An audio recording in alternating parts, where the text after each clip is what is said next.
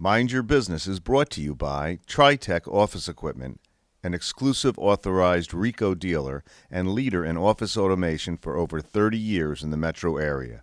And Premier Facility Management and Orwac North America, helping commercial and residential buildings increase recycling rates and reduce waste cost through the use of innovative products and services.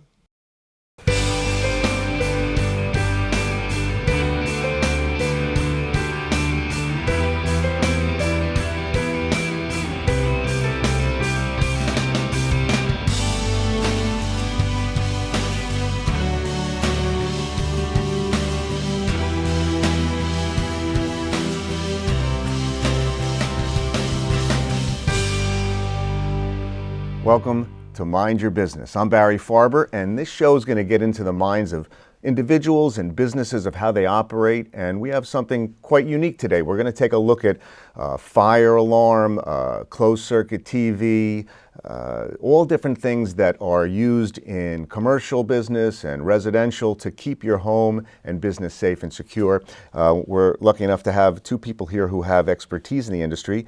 We have Brian Arenofsky. He's 45 years in the industry. 45 years in the industry.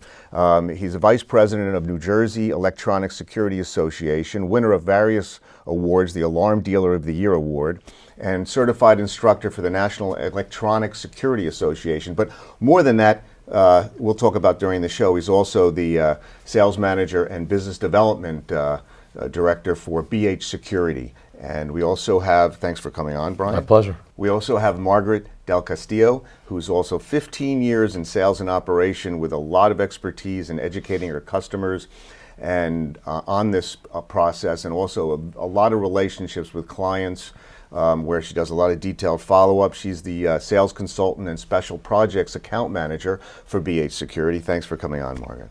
My pleasure.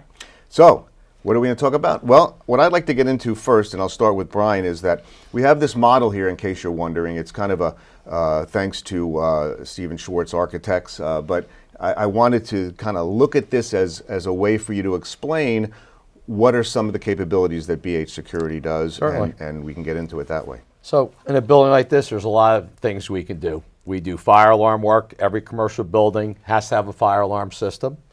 We do surveillance work. People want to see what's going on. So in bad weather, they can see if their plow guy showed up. They can see what their parking lot looks like. On the doors, if they want to have access control, we can make sure the doors are locked. Nobody can get in without speaking to somebody with a visual, video, audio intercom system.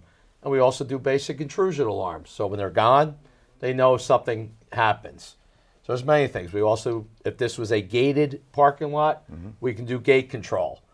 The biggest thing would be surveillance, and that's the toughest thing that we do because it's so objective to know what the customer wants. So what we do is we want to hear from the client, what are your objectives and what are you trying to accomplish with surveillance? Right. And more importantly, what are your expectations in the recorded video? You do a lot of listening. One of the things I did some pre-research you wanted me to do prior to the show, and obviously when you go to some of these places, you walk up on the roof, you kind of look at the operation of where you might put cameras, you go inside with the fire alarm. I'd love to hear about that, and just a little detail. And Margaret, you've been in this business for quite a while, but you deal with high-end clients too. What are some of the keys to your success that build the relationship with them for a long period of time? Well, starting out educating them and then following up. Anything I don't know, I research and find out for them to answer any questions they have. And I got a chance to speak to some of your customers, just some pre-research, and they all talked about your detailed follow-up, that they can get you anytime. How important is that? Very important. For companies to really have that connection with a customer so that they feel like they can get you anytime? Well, it makes them feel secure because they know I'm a phone call away, basically, 24/7. 24/7 phone call. You work on weekends. Any stories, examples of how that works? Or? Well, if an alarm goes off in a building and the fire department has to have a technician out there. Right. So they will call me and I'll call the on-call tech and send out an on-call tech. There's a minimum, certain amount of hours they have to be there when there's a fire alarm. And could happen Saturday or Sunday, Oh, right? yes. Saturday, 24/7. 7. I see you have a big truck there, right? Is that this? We have a lot. We have a lot of Yeah. trucks. On the trucks. Wait, so We over run 20 we run a trucks. fleet of over 20 trucks on the road, 5 days a week, and we also then have after hours a primary, a secondary, and a tertiary person on call. So if your system has a problem, you call 24/7. You're prompted. If you want to wait, you can wait till the next day for a call. If not, you can press a button on your phone. The on-call tech will get a phone call. He will call you. Quite often, they can talk you through an issue over the phone. And if not, the decision is made to come out whatever time, day or night it is, whatever day of the week, holidays. And there are 2 backups to that person. So if he is out on a call, another call comes in, there's a secondary and a third technician available. Yeah, your industry is service. very detailed in the kind of things you do. I did some interviews and pre-stuff before this, and as you know, I talked to some of your customers, and with you, Brian, your expertise, your wisdom, knowledge over the years, and also your follow-through and your detailed work and your relationship building, Margaret, are all keys to building it. But, you think about, I want to get into the second segment later, is about the technical part and what goes into, Yeah.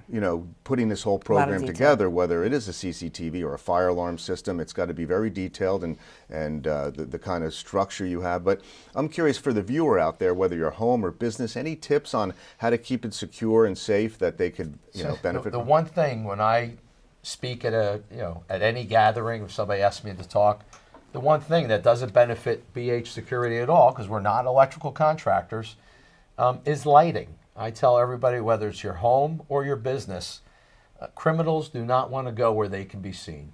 So have really good lighting. And if you're going to have a surveillance system, the one thing you want to look at is the new LED lighting, which is white light. Cameras respond way better to white light than they do to the older high-pressure sodium, which give off a yellow light. So the more light, the better. Good But, point. at homes, motion sensor lights, and if you don't mind, if your neighbors don't care, have lights on all the time. Criminals are not going to go where they can be seen. They do not want to be identified. Or motion That's a good activated point. lighting. Yeah, motion activated lighting is what I have on my house, and I have lights on my front porch, my back porch are on all the time. Motion lights in the driveway and the side of my house. So lighting Excellent point. is key. What else? What else? Another? We're big on fire safety. So with residential customers, the number one cause of house fires is lint in your dryer. So whether we're talking, whenever we go on a sales call to a house, I'll bring up safety tips. Clean out the dryer vent.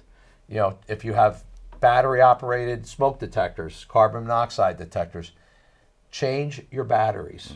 And even though the batteries can last a year, 2, 3, 4, 5 years, change them every time you change the clocks. Great tip. That's batteries are cheap, and the newer battery operated units are coming with 10-year batteries. So make the investment. I'm very passionate about fire safety. Yeah.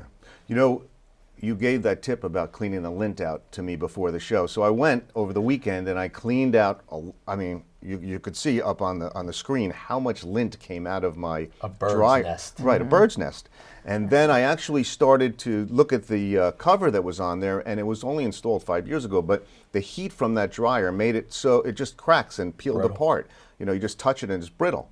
So I went and I got a steel cover, installed that with a flap so animals couldn't come in. It was, it was pretty easy to install. Well, your And wife probably likes you now because now your clothes are drying in half the Real time faster. because the lint's Yeah, gone. I'll use anything that can help me in that category.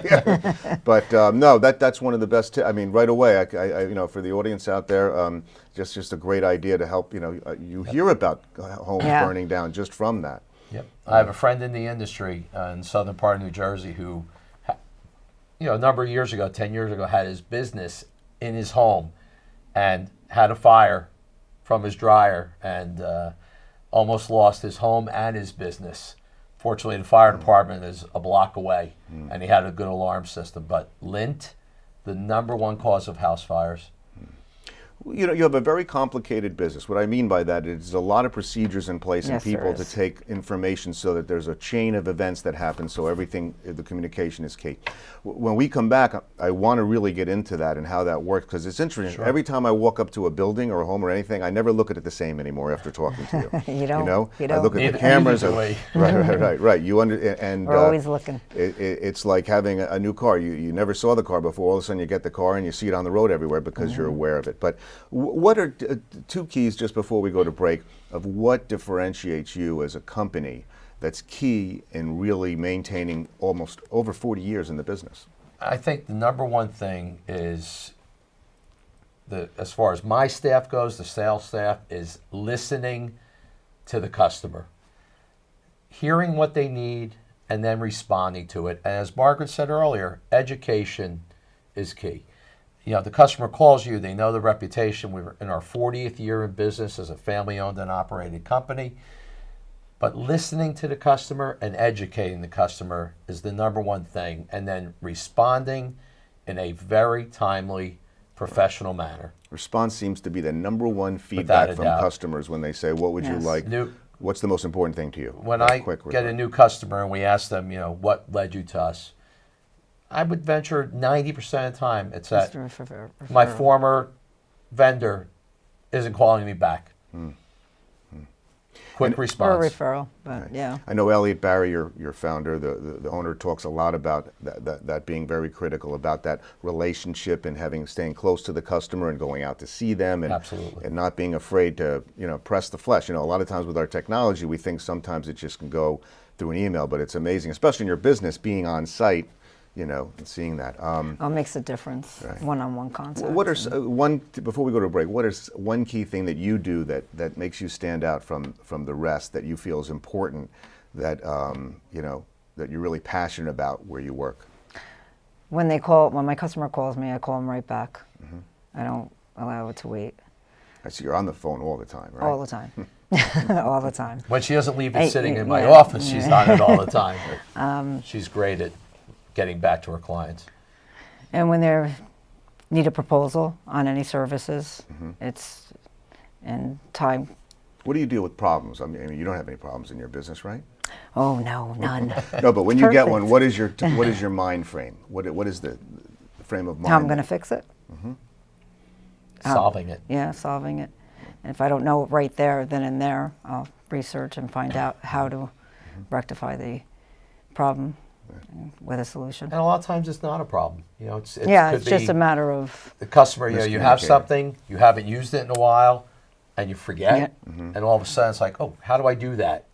Like Margaret, can either answer it. If not, she'll get the answer and get right back to the Right. customer. Hey, here's your solution. You a lot don't of need a times service call. our customers will get a violation of some sort, and they need to be educated on that. What are they looking for?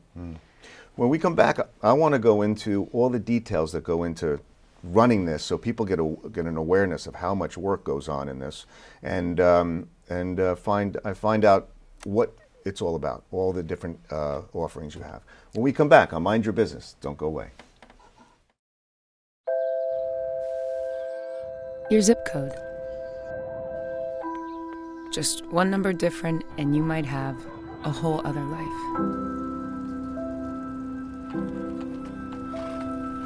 Different school, different job, different dreams, different problems.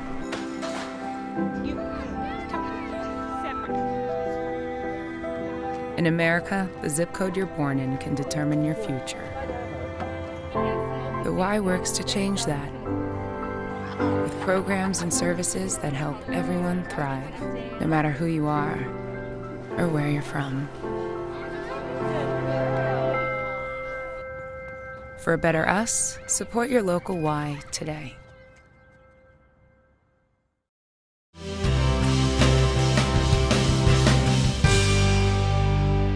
Welcome back. I'm Barry Farber. This is Mind Your Business, and we're talking about how to keep your home and business safe and secure with all kinds of programs and services, and kind of a little education on what goes on in this whole detailed kind of work. Maybe start out with Brian, if you could take us through, let's say somebody calls Margaret and Margaret, we'd like to look at a CCTV system and maybe a fire alarm, card access, whatever. What goes on? What are the steps that happen? So they're different for each product. So fire alarm is code driven. So we have to know the usage of the building, whether the building has a sprinkler system or not, whether it has gas or oil fired heat units, because then you need carbon monoxide. If it's sprinklered, then it falls under a different standard. So we ask a lot of questions. We survey the basements, hot water heaters, how many rooftop units, so we know what they need. Pull stations, horn strobe, it's all code driven. So we do need measurements. So we would come in, measure the square footage of the building, how many spaces, how many bathrooms. Well, if they have an existing system, we can normally get an inspection report from them, And we from their can previous, work off of and we that. can also work off of that. So, And if it's surveillance, the key thing to know is, what is the customer looking for? Are they just looking for situational awareness to see in general what's going on, or detail? So in an application like this, my recommendation would be a camera by each of the 3 doors so they can see on the inside who's approaching. A camera on the outside to see the parking area, because more often than not, Margaret gets calls like this all the time. Police are calling. They want footage. They see cameras. They want footage because there was an accident in the parking lot. Do we have enough detail to see it? My recommendation is typically high resolution on the driveways. So hopefully we can get a license plate of a car entering or leaving, particularly leaving. And you might say, well, why is that? Because they're gone. But a lot of cars don't have front license plates. And Pennsylvania, right next door to New Jersey, do not have front license plates. Then you also have to deal with the glare of headlights at night, which is very difficult with cameras. So we always want to get the rear of the vehicle in high resolution to get a license plate, and then situational awareness. So you could cover a parking lot this size with 2 cameras, and depending on how many driveways there are, 1 or 2 more cameras for high resolution to get license plate data. Right. but we can always add more. So, But like seeing an operation like this, let's say this is something where they wanted to put fire alarms in. What you have a lot of paperwork you do prior to that, right? A ton of paperwork. So well, we do start out with the minimum requirement of what they would need, depending on what they already have in the building. If they have sprinkler, there's less required by the township, but everything depends on the AHJ, who is the authority having jurisdiction of the township. A lot of technology going into Yes. these businesses and homes today, like card access, and anything you want to share about that that's important of why it's useful? Sure. Or? Well, card. I mean, now, and I hate to bring it up, but there's a lot of training going on with active shooter, workplace violence. So card access is becoming one of the things we're doing more often than not. So we're locking down doors with either electric door strikes or magnetic locks. With that, we're putting in video intercom systems. So before you get in the building, you hit a doorbell. A receptionist or somebody inside can see you through an app on your phone or at a desk station and interrogate you and make sure that you're the person they're expecting to come, and then remotely release the door to let you in. With the card access system, if we have to use a magnetic lock, it then has to be tied into the fire alarm system. So if the fire alarm activates, you have free egress to get out of the building. And a lot of AHJs, as Margaret mentioned, the authority having jurisdiction, even with electric strikes, are making us tie them in. Yes. To be safe and secure, that we know if that fire alarm goes off, you are not inhibiting egress out of the building. Important, yeah. Yes. A lot of design, a lot of codes, you have to know the laws. And every municipality is different. Well, And if we obviously- don't know the laws, we have to work with the townships. right, and to that's find the out other exactly. thing is that coordination, Yes, that the other exactly. kind of Yes. relationship you have to have with Yes. the municipalities do. and The fire official, the Yeah. building Right. subcode officials, And there's they're- a lot. And they're more than happy to, because they want us to make sure the buildings are safe. right, safe, right. Margaret, what are 3 things people should ask themselves if they're looking for a company that, whether they have a business, apartment complexes, or a home, a mall like this, a strip mall, what should they ask themselves if they're going to call on a security company like yours, of 2 or 3 key things that you should have you know? Well, when a customer calls, they're inquiring of services they need, and they're usually ask for a sales rep or for a quote. So it would come to us, and then the customer would ask us about the company. And as you know, 40 years in the Right, so business. longevity of the and company is important to look longevity. for. We What have else? how many trucks? How many trucks on the? Over 25. Over 25. We have an installation department. We have a service department. We have an inspection department. So we have the different. The support to back up for all correct. that. And I'll add, in Sure. New Jersey, you have to be licensed to install any type of security system. So I tell people who ask me, if they're getting other quotes, make sure that company is a licensed alarm dealer in the state of New Jersey. And there are a lot of companies that are not, that are going around, Yes. putting systems in. And the townships, fortunately, are pretty good. You have to have your license number on your permit, and you need a permit for anything you do, fire alarm or access control related, in almost every municipality in New Jersey. But there are still guys operating that are not licensed. Yeah, well, you talk about price and so forth, and I always remember somebody saying that there's a difference between price and cost. Price is what Correct. you pay for the service, but cost is what you pay for it over the lifetime of doing it, and Right. that's where it really is important to understand apples to apples and what you're right, For it to be done correctly to the end. right. So Because there's there's no a lot hiccups. of steps involved with it. With a fire alarm system, it's got to have a final inspection on it. So you can't just have anybody do it. Right. And they have to be inspected yearly. Yes, And that has to be annually. done by a certified Yes. company to do what they call an NFPA 72 yearly inspection. So every commercial building with a fire alarm system, the fire alarm, the sprinkler system, and all the fire extinguishers have to be inspected yearly. Right. You also talked about some of the new laws with carbon monoxide, and Correct. what about that the viewers there's can- a new law that went into effect that mandates that every commercial building, regardless of size, commercial building. commercial Yes. building, residential, still, you can't have a closing without bringing the house up to code. So residential has to have smoke detectors and carbon monoxide. The only building, whether it's residential or commercial, that would be exempt from carbon monoxide detection would be an all-electric building. Electric heat, electric stoves, electric hot water. If there's any fossil fuel fired appliance, clothes dryer, hot water heater, furnace, stove, you name it, if it's fired by gas, oil, propane, it must have carbon monoxide detection. And that's the law. That is the law. We recommend in a commercial building, if you have a fire alarm system, to have those detectors connected to the system, because that will supervise them. Townships are allowing standalone battery-operated carbon monoxide alarms, and they're doing that because they understand the cost involved. And even our feeling is protecting it and getting people out of the building is paramount. The problem with non-supervised is that somebody can take the batteries out, take it off the wall, and now you have no detection and you open yourself up Some to a kids major can take it, liability. right. But any kind of protection Reducing is liability is key. Number one. Yep. Is there anything that you like? This show goes so fast, and I wanted to hear any story or example that where here's what we learned from closed circuit TV, or what we learned from setting up an alarm or card access or intercom or anything that is interesting that you'd like to share. One of the verticals that we do a lot of business in is with property management companies, commercial and residential, gated communities. And I had a gated community in Monroe where we put a camera system at their gatehouse for two reasons. Their gates were getting hit, and they didn't know what resident was hitting them.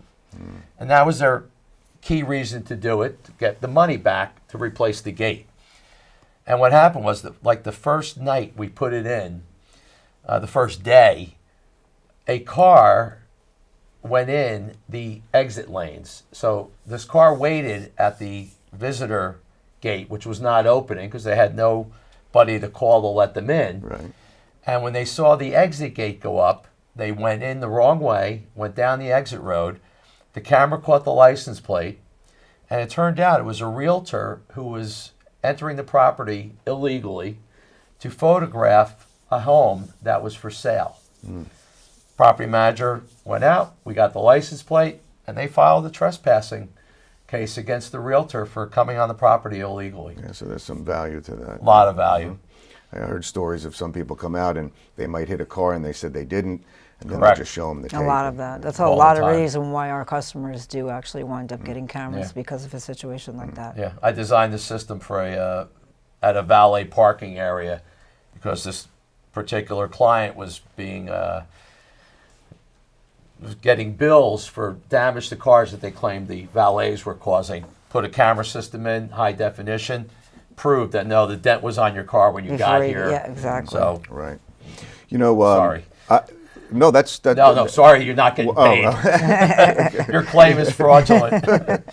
Well, first of all, I'd like to, I like that you have big trucks. I want to know who owns the Lamborghini in the Yeah. parking lot. Neither of us. None of us. Who did that little interesting setup. But I'm glad we had this kind of as when you go in there and you see all the different lighting, you see the security, the cameras, the fire alarm, you see the whole system set up. It's interesting how these companies are all, and homes are all, using services like this more and more. I wanted to leave with kind of like a statement from both of you of what your definition of success is. I usually ask every guest, but in your business, like what you feel passionate about. I've talked to your customers. Their biggest thing is your follow-up and your listening and your expertise and your education with them and always being available. They always speak highly of you. But I want to hear from you. What are you passionate about? What do you think your definition of success is in this business? Start with Margaret. I enjoy what I do, and I look forward to meeting with my customers and educating them on all services, and being on the operations side of it at one time over the phone, and now I'm in front of their faces. You see both sides. Yes. Right. But the fact that you're excited about it, that's key, that you Yes. enjoy it. Yes, I do. And customers can see that in your Yes. body language and voice inflection. Brian, what are your definitions? My passion is just same as Margaret, is educating the customer. A lot of times they will call, they will think they're going to have to spend, tens of thousands of dollars. We go out, we meet with them, and by listening to them and asking them the questions and not just talking and telling them what we want to sell them, hearing from them what they need, quite often, we sell them exactly what they want, and you have a happy customer forever. Okay. And that's great. that's what we aim for, is to keep those customers satisfied and in the BH family for the longevity of their business. Well, thanks to BH Security for having you both here. Brian, Margaret, this has been enlightening, and also some tips for anybody, whether they're in business or home, to keep safe and secure in their homes. I really appreciate you coming on, both of you. Been our Thank you for pleasure. having us. Thanks, Barry. Thanks Thanks you. for joining us. I'm Barry Farber. This has been Mind Your Business. See you next time.